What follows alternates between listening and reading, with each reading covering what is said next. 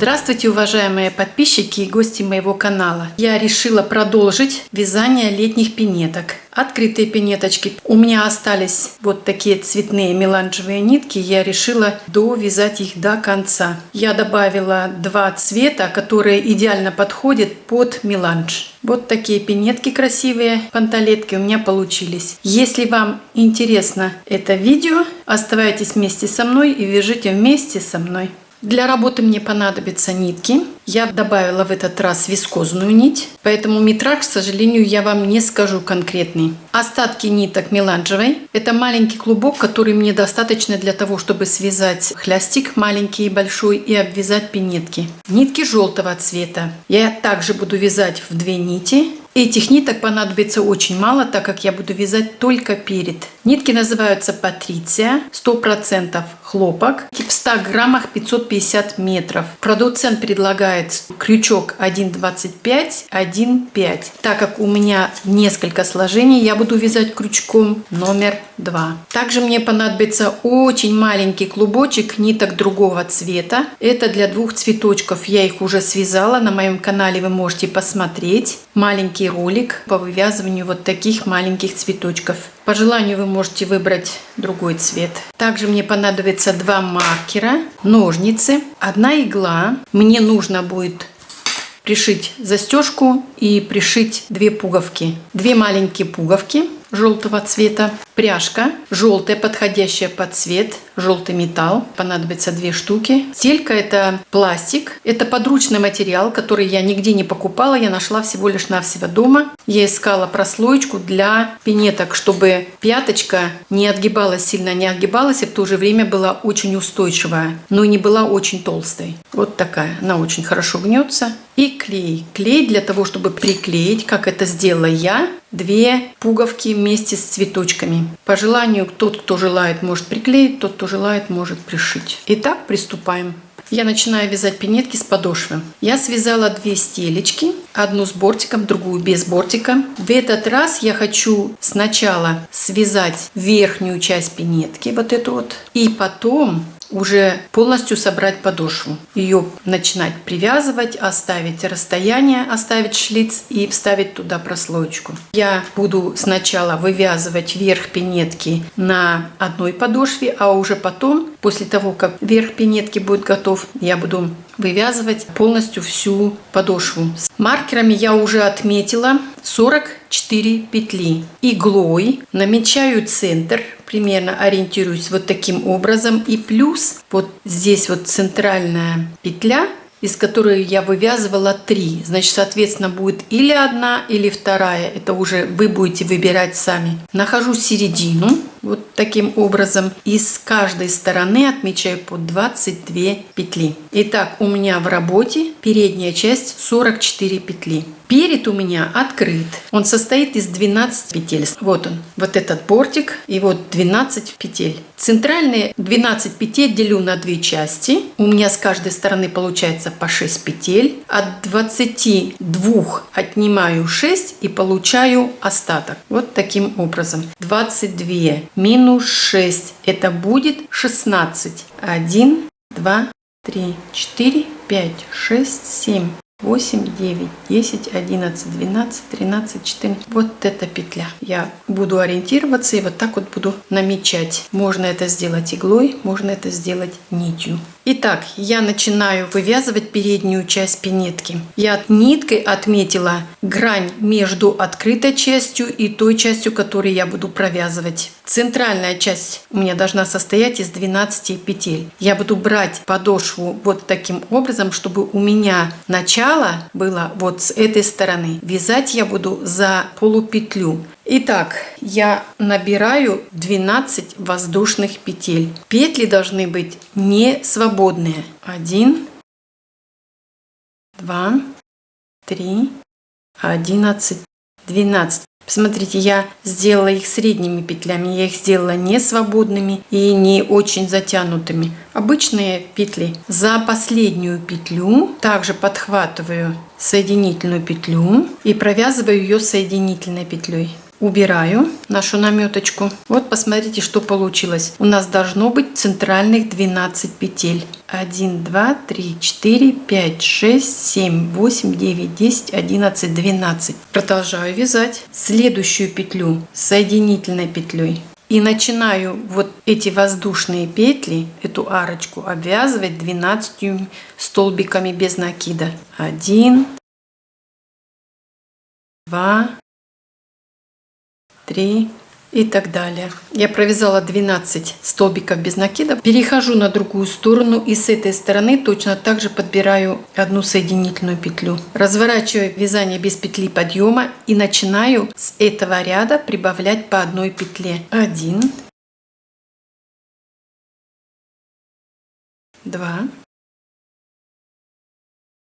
3, 11, 12, 13. Перешла на другую сторону. Первая соединительная петля, вторая соединительная петля. Разворачиваю вязание со второй петли, продолжаю прибавлять петли.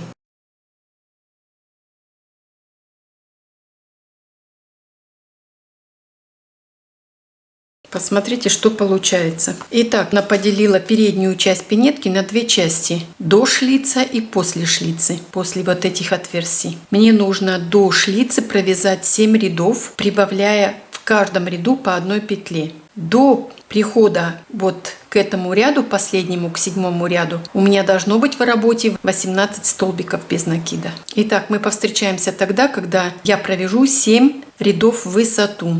И чтобы в работе у меня было 18 петель. Итак, я провязала первую часть пинетки до шлицы. У меня в работе 18 петель. Я провязала 7 рядов. Теперь я буду делать расстояние между дырочками 2 петли. 1 и 2. С третьей петли я начинаю вязать. Я буду вязать 6 воздушных петель. 1, 2, 3, 4, 5, 6. Пропускаю 4 петли. 1, 2, 3, 4. И с пятой начинаю вязать. Обратите внимание, это вяжется с изнаночной стороны. Я буду провязывать центральные 10 столбиков без накида. 1, 2, 3, 9, 10. И у меня осталось на другой стороне также 4 петли. 1, 2, 3, 4. 6 воздушных петель. 1, 2, 3, 4, 5, 6. Пропускаю 2 петли. 1, 2. И с третьей петли начинаю вязать. Также вяжу за заднюю долю. И в рядом стоящую петлю соединительную петлю. Теперь я буду провязывать эти 6 столбиков по первому принципу. 1, 2, 5, 6. И начинаю, как обычно, обвязывать середину. Вот так. Со следующей стороны точно так же. Итак, я провязала вторую часть шлица. Делаю одну соединительную петлю. Разворачиваю вязание. И с этого ряда я буду также прибавлять петли. Мне нужно, чтобы у меня в работе до конца вязания было 26 петель.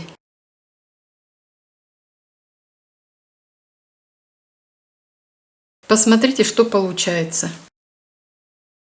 Итак, теперь нам надо довязать до конца маркеров. В каждом ряду прибавляя по одной петле, чтобы в конце вязания в работе было 26 петель. Итак, мы повстречаемся, когда будет полностью верх пинетки довязан до маркеров. Я довязала до конца маркеров, убрала все хвостики. Вот такая шлепочка у меня получилась. Я буду сначала делать подошву. Итак, я смотрю, где у меня центральные 3 петли, намечаю их и начинаю обвязывать подошву задней части пинетки. Обвязывается это очень просто. Сначала начинаю 2 подошв. Все это очень просто делается. Вот таким образом. Ввожу крючок сначала в одну петлю, потом в другую и провязываю их соединительными петлями. И так по всему периметру.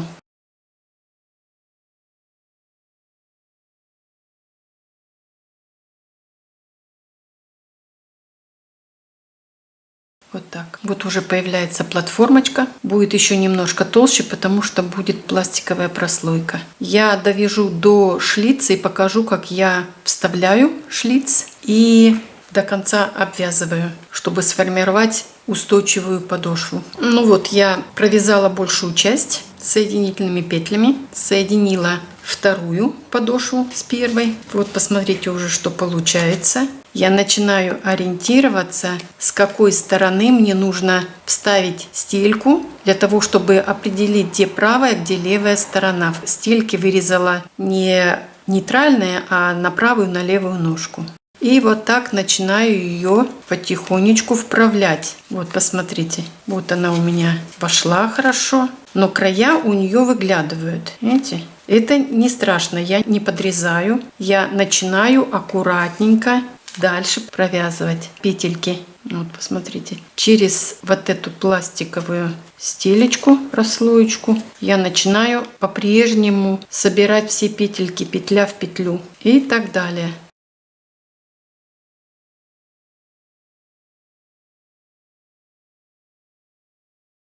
Вот, видите, я потихоньку ввязываю, по-прежнему заправляю ее, подтягиваю вот эту наружную стелечку до уровня вот этой предыдущей. И вот посмотрите, что происходит. Вот начинает выправляться пинетка. Я ее до конца не довязала, поэтому я пока расправлять не буду. Я довяжу ее до конца и потом покажу вам результат. Вот я довязала до конца. Посмотрите, какая получилась у меня подошва. Для того, чтобы петли были все одинаковые, я беру в самую первую петлю, ввожу крючок, забираю вот эту нить. У меня получилась половинка. Ввожу крючок в середину и забираю ее, эту петлю. Подтягиваю. Вот посмотрите, что получается. У меня не видно, где начало и где конец. Теперь у меня два хвостика. Вот эти хвостики я соединяю вместе. Вот, забираю его. Теперь этот хвостик вот так беру, связываю. Вискозная нить, она в процессе растянется. Сильно не затягиваю и начинаю выводить наружу. А потом вторую. И начинаю прятать эти хвостики.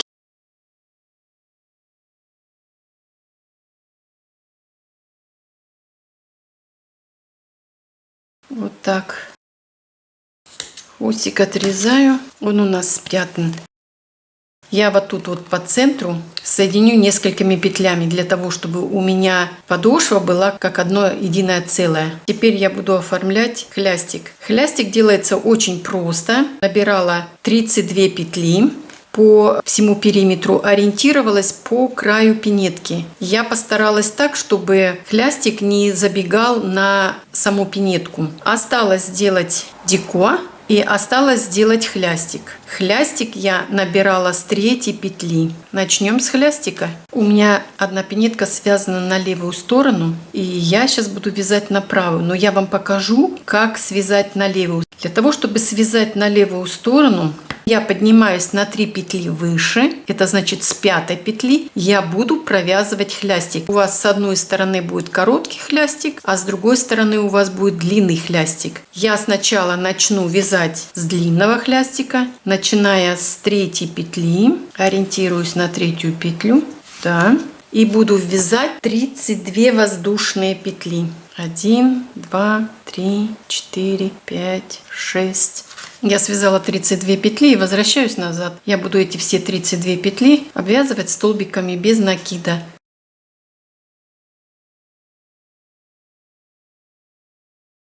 Вот так, до конца. Я провязала первый ряд, не считая воздушных петель, и перехожу на второй. Последнюю петлю провязала, в следующую петлю соединительную петлю. Разворачиваю вязание и начинаю с первой петли вязать следующий ряд. Вот таким образом с каждым рядом я буду подниматься по одной петли наверх методом соединения. Вот, видите, мне нужно провязать туда и обратно. Мы встретимся тогда, когда хлястик будет готов. Итак, длинный хлястик я уже связала, он у меня уже готов. Вот посмотрите, я сделала, ориентировалась на то, чтобы он касался только края передней части. Видите, пяточка. Вот. Теперь мне надо связать короткий. Вот этот короткий, который будет держать пряжку. Вот он. Будет он состоять из 5 воздушных петель. Я буду теперь начинать не со второй петли, а подниматься на 3 петли выше, потому что мне надо лицевыми рядами подняться наверх, спуститься вниз, подняться наверх, спуститься вниз. Так как у меня было задействовано 3 петли 1, 2, 3, то я точно так же здесь буду отсчитывать 2 последние петли, это расстояние от хлястика до подошвы, и плюс 3 петли, которые у меня будут в работе. 1, 2, 3, 4, 5. Вот с 5 петли я начну вязать. 1, 2, 3, 4, 5. Разворачиваю вязание, и у меня будет в работе всего 4 петли. И спускаюсь вниз. Принцип абсолютно одинаковый. Вот они абсолютно одинаковые. Поэтому мы повстречаемся тогда, когда короткий хлястик будет готов. Я связала маленький хлястик.